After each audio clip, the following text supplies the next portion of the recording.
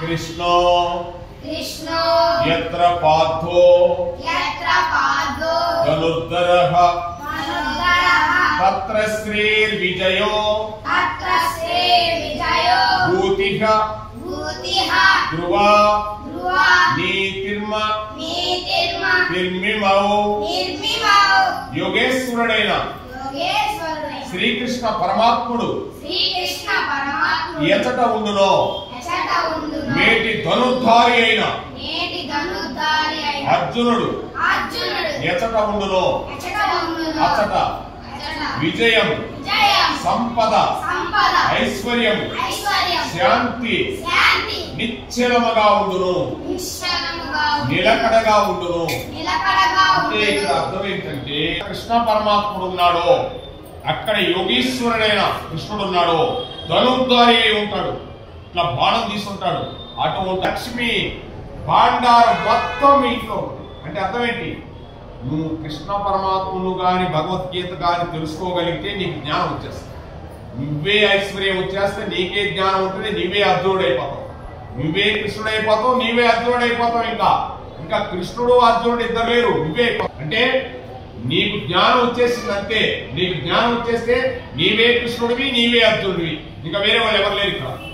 అందుకోసం నీ ఇల్లంతా భగవతత్వం అయిపోతుంది. కృష్ణం వందే జగద్గురు. హరే కృష్ణ హరే కృష్ణ కృష్ణ కృష్ణ హరే హరే హరే రామ హరే రామ రామ రామ హరే హరే కృష్ణం వందే జగద్గురు. శ్రీ రాజ్యలక్ష్మి సమేత వేణుగోపాల స్వామి గోవింద గోవింద. జయ శ్రీ ప్రసన్నాంజనేయ స్వామి గోవింద గోవింద గోవింద. చంద్ర ప్రభు కి सीता माता के कौशल्या माता के सुमित्रा माता के कैकेयी माता के जय दशरथ महाराज गारिकी. సరేండి, ఎంత చక్కగా పలికారు రామచంద్రుడి గురించి. ఎందుకంటే రామావతారంలో రామచంద్రమూర్తి ఏం చేశాడు? తల్లిదండ్రుల మాట పాటించాడు. తండ్రి మాట కొరకు ధర్మమును సత్యమునకు పరిపాలన చేయుటకు అరణ్యానికి పితృవాక్య పరిపాలన కోసం వెళ్ళిపోయాడు. కాబట్టి మనం అంతా చేయనవసరం లేదు నాయన. తల్లిదండ్రుల మాట విని చక్కగా మీరు చదువుకొని చక్కగా ఉత్తీర్ణులై మంచి భవిష్యత్తు ఉండి మీరు ధనం సంపాదిస్తున్న పెద్ద అయిన తర్వాత తల్లిదండ్రుల్ని అనాథాశ్రయాలకు పంపించకుండా చక్కగా అమ్మానాన్ని మీ దగ్గరే పెట్టుకొని చక్కగా చూసుకొని ఆ ధీమత్వాన్ని పొంది చక్కగా లేని వాడికి ఇంత పెట్టడం, ఆ పనులు చేస్తే ఇంతకంటే మీకు భగవతత్వం లేదు. అర్థమైందా? తల్లిదండ్రుల సేవ, భగవంతుల సేవ, అనాథుల సేవ, ఇటువంటి సేవ చేసి మీరు తరించాలి. అందుకు వచ్చాం మానవుడు. అవును, ఇప్పుడు మీరు ప్రస్తుతం మీరేం చేయాలి అవసరం లే. మీరేం చేయాలి? ప్రస్తుతం అమ్మా నాన్న మాట వినాలి. చక్కగా చక్కగా చదువుకోవాలి మీరు. అవునా కదా? ఇదే మీరు చేయాల్సిన పని. చక్కగా చదువుకోవాలి, అమ్మా నాన్న మాట వినాలి, చక్కగా ఉత్తీర్ణులు అవ్వాలి, ఉద్యోగం చేయాలి, వాళ్ళని పోషించాలి. తర్వాత ఆటోమేటిక్గా మీకు అన్ని వచ్చేస్తాయి. కానీ భగవద్గీత రోజు ఒక శ్లోకం ఇంట్లో చెప్పించుకోండి అమ్మనని నాన్నని. అది మిమ్మల్ని ఉద్ధరించేస్తుంది.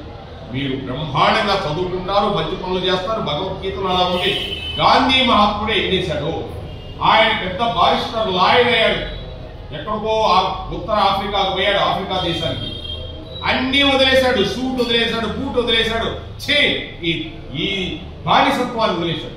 మన ప్రజలందరినీ కూడా మంచి మార్గాన్ని నడిపించాలి, స్వాతంత్రాన్ని తెప్పించాలనుకున్నాడు.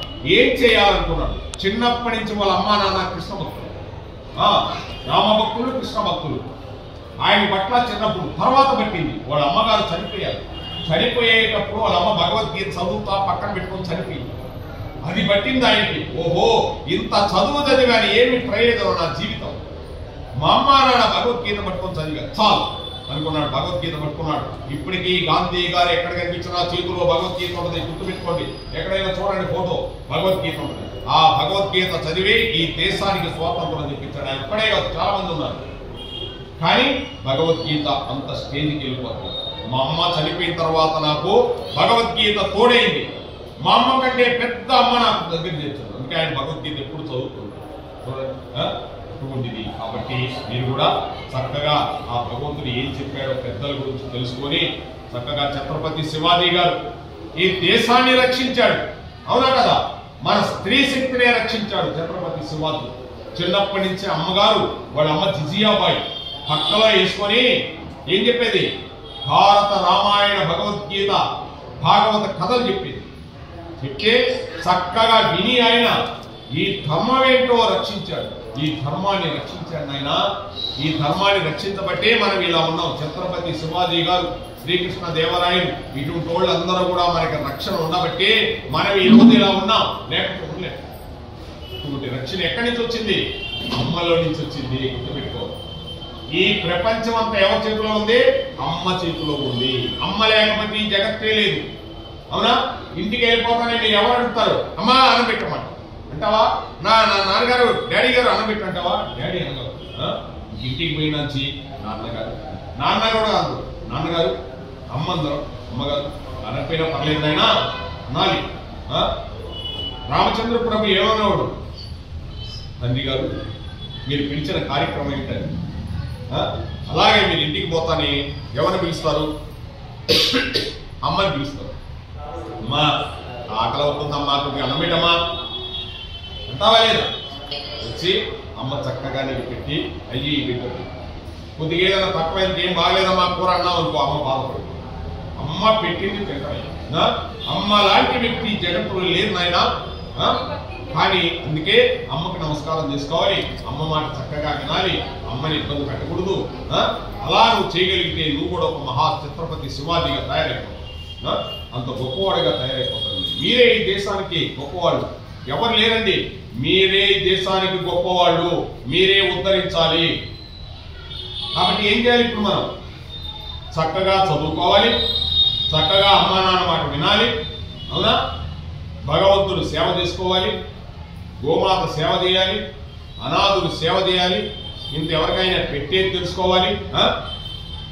అందుకోసమే ఒక చిన్న స్టోరీ చెప్తా మీకు. నువ్వు స్కూల్కి వెళ్తున్నావు. స్కూల్కి వెళ్ళేటప్పుడు ఏం పెట్టద్దమ్మా రోజు నీకు? క్యారేజ్లో నీకు స్నాక్సా స్నాక్సా నాకు తెలియదు. మేము వెళ్ళేటప్పుడు ఆ రోజులు వెళ్ళేది ఏంటమ్మా స్నాక్స్ అంటే ఏంటమ్మా? నేను ఇంజనీర్ నాకు తెలియదు. స్నాక్స్ అంటారు. స్నాక్స్ ఇంకా నేను ఊరికి అంత జోక్ కాదు. అమ్మ పెట్టదు కదా, 2 పూరీ పెట్టింది నీకు అమ్మ. అమ్మ ఉండమ్మా, ఒక 2 పూరీ పెట్టింది అమ్మ. 2 పూరీ పెడితే అమ్మ ఏం చెప్పద్దు వెళ్ళిపోయేటప్పుడు? నిలబడుకోండమ్మా, మంచిది. 2 పూరీ ఇచ్చిందయా మీకు, బాక్సులో పెట్టింది. ఏం చెప్తుంది అమ్మ? పూరీ నీకు 2 పూరీ పెట్టా. ఒక్క పూరీ పక్క పిల్ల